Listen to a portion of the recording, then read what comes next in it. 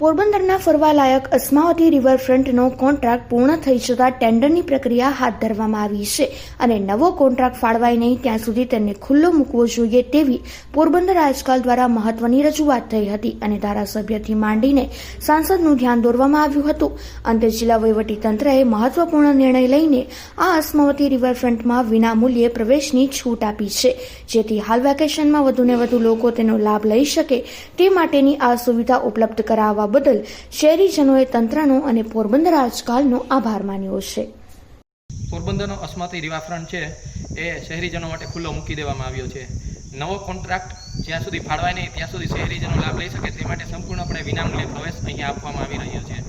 છેલ્લા 2 મહિનાથી કોન્ટ્રાક્ટ નવો ફાળવાયો નહીં હોવાથી આ રિવરફ્રન્ટ બંધ હતો અને પોરબંદર આજકાલ દ્વારા એક અભિયાન ચલાવવામાં આવ્યું હતું અને ધારાસભ્ય અર્જુન મોઢવાડિયાથી માંડીને સાંસદ મનસુખ માંડવિયાનું પણ ધ્યાન દોરવામાં આવ્યું હતું કે અહીંયા આ રિવરફ્રન્ટ છે એ વેકેશન દરમિયાન લોકો લાભ લઈ શકે તે માટે ખુલ્લો મૂકી શકાય તેવી વ્યવસ્થા ગોઠવી આપવી જોઈએ.